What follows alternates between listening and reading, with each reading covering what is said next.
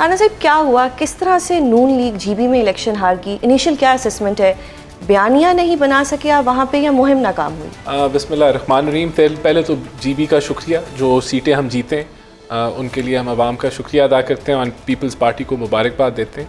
देखिए, डेफिनेटली जो performance peoples party की सिंध में है, सखर में, हैदराबाद, कराची में, उससे मुतमईन होते हुए जीबी की आवाम ने, या जो बाकी सूबों में है, मुतमईन होते हुए उन्होंने पीपल्स पार्टी को नॉमिनेट किया होगा। देखें, रिज़ल्ट आ गया है, हम उसको तस्लीम करते हैं और हमारे लिए ये प्रायोरिटी है कि अब हम आगे कैसे चलते हैं। अगर पीपल्स पार्टी जो है वो उसके साथ हम लोग we are willing to work with them और मिल के एंड रिज़ल्ट ये होना चाहिए कि सिलेक्शन के नतीजे जीबी के अंदर डेवलपमेंट हो, जीबी के अंदर हालात बेहतर हों, आवाम के लिए कोई बेहतरी आए और जो वादे किए गए हैं इलेक्शन के अंदर उसको पूरा किया जाए।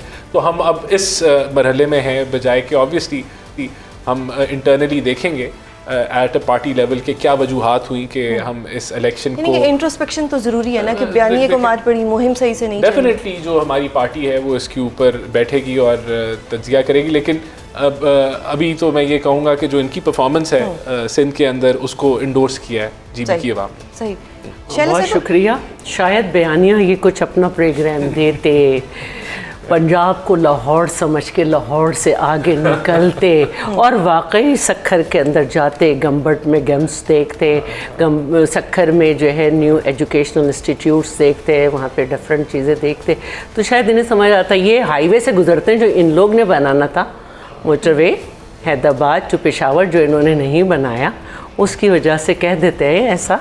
वरना हम तो अगर हम मुल्ला कातियार पुल जो कि दरिया के ऊपर है, जो सब्जेक्ट है फेडरल, वो बना सकते हैं तो ये भी बना लेते। लेकिन हम ये बताना चाह रहे हैं अभी भी इन्होंने जो बजट में जो मैं सुन रही हूँ उसके लिए अमाउंट रखा है वो बहुत कम है, K4 के लिए भी बहुत कम है जो उसके असल है। अच्छा, तो बात यह है कि देखिए, आप इलेक्शन कैंपेन का मकसद होता है कि आपका जो आवाम से रब्ता है वो क्या है और आप उनके लिए क्या प्रोग्राम लेकर आए हैं। हमारा वहाँ पे मुकाबला किसी और से नहीं था, अपने आप से था, क्योंकि पिछले इलेक्शन में हुकूमत जिनकी बनी थी उनसे ज़्यादा हमारे वोट थे, लेकिन हमारी सीटें खाली गई थी। आर यू सेटिस्फाइड जो अभी रिजल्ट आया? नहीं, आपको लगता मैं है इसीलिए ये मोबाइल अपने हाथ में लेके बैठी हुई हूँ कि मैं चाह रही थी कि एक तो यह है कि मैं समझती हूँ कि 15 से 16 नशस्तें वहाँ पे हमें मिलनी चाहिए थी, क्योंकि मैं ख़ुद भी वहाँ पे कैंपेन करती रही हूँ और वहाँ के लोगों का एक जो प्यार है, जो उन लोग का एक जज्बात है, उसको अंडरस्टैंड करती हूँ। तो इस वक्त जो है 10 सीटें तो अनाउंस करनी थी, क्योंकि 10 सीट तक लोगों को अंदाज़ा नहीं था, तो सबको फॉर्म 45 मिल रहे थे, तो फॉर्म 45 मिल गए थे कि हर पोलिंग एजेंट को मिलना शुरू हो गया था। लेकिन उसके बाद जो है रिज़ल्ट रोक लिया। वहाँ पे 5,500-6 हज़ार में आप जीत जाते हैं, 15-16 हज़ार टोटल वोट होता है। तो इसमें हल्का GBA, हल्का 16 GBA और दयामर 2, इसमें जो है इंतहाई क्लोज फाइट थी, सिर्फ 24 का डिफरेंस था। सही। फिर उसके रिज़ल्ट रोक दिए गए। सही। फिर नहीं आए, ठीक है। फिर इसी तरह GBA 20 गज़र 2, इसमें भी 159 कम थे, लेकिन उसके बाद रिज़ल्ट नहीं आया क्योंकि क्लोज फाइट चल रही थी और जो लोग मुख्तलिफ जगह पे खड़े हुए थे वो बहुत एक दूसरे को बता रहे थे। फिर इसी तरह GBA 3 गिलगित 3, यहाँ पे मेरा दोस्त PSF का आफ्ताब अहमद, उसको ठीक है कि उसकी एक 483 के डिफरेंस था, लेकिन बहुत सारे पोलिंग स्टेशन बाकी थे, वहाँ से भी आ जाती, लेकिन उनकी जो है वो रोकी गई, ठीक है। फिर इसी तरह GBA 8 स्कर्दू 2 सैयद मोहम्मद अली शाह, ये जो है ना, इस पे मैं ये कहूँगी कि मैं पहले भी इस जगह पे मैंने ख़ुद उनकी कैंपेन की थी, और क्योंकि उस वक्त MWM और PTI उस वक्त भी साथ थे, और उस वक्त मैं समझती हूँ कि 150 वोट जो थे ना, उनका बड़ा मसला हेर फेर की गई थी और वो जीत गए थे।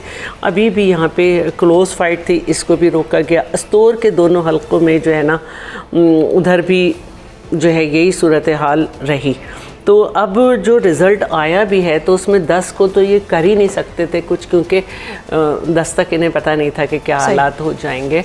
तो अब जो सूरत हाल है उसमें आज मैं ये स्टेटमेंट सुन रही थी कि इलेक्शन कमिश्नर साहब ने कहा है कि 5 हलकों में अभी फिर कुछ 25 पोलिंग स्टेशंस पे दोबारा पोलिंग। तो अब ये सूरत हाल बड़ी अजीब है और अब मुझे ये नहीं मालूम, क्योंकि जाहिर है कि उसमें इतनी डिटेल, यानी कि आपको लगता है कि रिगिंग हुई है और जो नतीजे देखिए रिगिंग का जहाँ तक सवाल है वो तो प्री पोल शुरू हो गई, प्री पोल ठीक है। इलेक्शन शेड्यूल अनाउंस हो गया था, फिर भी वज़ीर आज़म गए वहाँ पे लैपटॉप बांटे, दानिश स्कूल का अनाउंस किया, फिर वही लैपटॉप अलग शक्ल, मतलब अलग एक खेप मिनिस्टर्स वहाँ गए और वहाँ पे हुई। फिर लोगों में ये परेशानी थी कि इतनी पुलिस, इतना सब।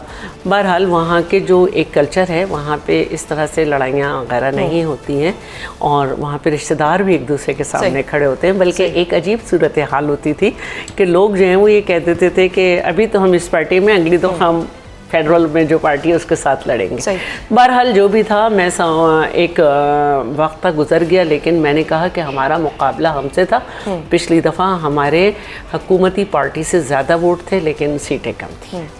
राना साहिब, पीटीआई भी ये रोना रो रही है, रेगिंग हुई है, आपके इत्तेहादी भी कह रहे हैं। ख्वाजा साद रफ़ीक एक ट्वीट कर देते हैं कि जो हम लोग इलेक्शन हारे हैं वो इसलिए हारे हैं क्योंकि महंगाई बहुत बढ़ गई है। तो यानी ये जो कॉस्ट पे करनी पड़ी है नून लीग को, ये महंगाई की वजह से करनी पड़ी और अब लोगों में, आवाम में गुस्सा आ गया जिसकी वजह से उन्होंने वोट नहीं दिया। ये देखिए, हमें ये तो एग्री करना पड़ेगा कि जो माशी हालात हैं इस मुल्क के अंदर वो बहुत चैलेंजिंग है और आवाम एक मुश्किल वक्त से गुजर रही है। और पहले 3-4 साल पहले जब हमें पीडीएम में इकट्ठे आए तो तब तो मुल्क डिफ़ॉल्ट के दहाने में था। तो हमने बहुत सारे ऐसे फ़ैसले किए जो पॉपुलर नहीं थे, जो बज़ाहिर आवाम के फ़ायदे में नहीं थे, आवाम को लग रहा था कि उनके फ़ायदे में नहीं है, लेकिन एक लॉन्ग टर्म मईशत को संभालने के लिए बड़े अहम थे। और वो हमने मुश्किल फ़ैसले किए और इस चीज़ को बग़ैर देखते हुए किए कि उसका सियासी हमारे पे क्या इम्पैक्ट आएगा, लेकिन वो इस मुल्क के लिए लाजिम थे। मैं आपको मिसाल अगर दूँ तो हमने जिस तरह ये सर्कुलर डेट कम किया है, गैस का सर्कुलर डेट हमने कम किया है, हमने बहुत ज़्यादा मज़ीद कर्ज़े डॉलर टर्म्स में नहीं चढ़ाए, हमने फ़िस्कल प्राइमरी सरप्लस हमने दिए हैं। तो बहुत सारे ऐसे माशी फ़ैसले हैं जो कि बज़ाहिर वक्त मुश्किल हैं, लेकिन उनके नताइज आगे जाके बेहतर आएंगे। और अभी भी हमारे पास टाइम है डिलीवर करने के लिए। 2.5 साल इस हुकूमत के हैं जिसके अंदर हम समझते हैं कि हम बहुत सारे इंडिकेटर्स को मज़ीद बेहतर कर सकते हैं। बहरहाल देखें, ये इलेक्शन के अंदर रिगिंग का रोना हमेशा जब लगाया जाता है तो उससे अवाम और मायूस होती है कि ये हर चीज़ ही ऐसे। तो मैंने तो खुले दिल से इनको मुबारकबाद दी कि इन्होंने जीता है। अगर इनके कोई कंसर्न्स हैं हमें एक्सेप्ट करना चाहिए कि अगर जीती। हम तो इलेक्शन कमीशन ही की बात कर रहे हैं ना। अगर काउंटिंग नहीं हो रही उनसे तो उन्हें कम से कम वो जल्दी होनी चाहिए। मॉन्टेसरी से ज़्यादा पढ़े लिखे लोग रखने चाहिए जिनको 15,000 तक काउंटिंग। तो बहरहाल देखें, मैंने तो ये बताया कि ये एक मरहला था जो अभी मुकम्मल हो जाएगा। अब इसके नतीजे में आवाम के लिए, जीबी की आवाम के लिए बेहतरी आनी चाहिए।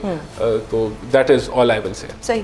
अब हुकूमत साजी के लिए जीबी में आप लोग अपने इत्तेहादियों को ही ऑफ़र देंगे या जिस तरह चंद साहब ने कहा है कि हम आज़ाद उम्मीदवारों की तरफ जाएंगे? लेकिन उन्होंने ये भी कहा है कि मैं कुछ कह नहीं सकता।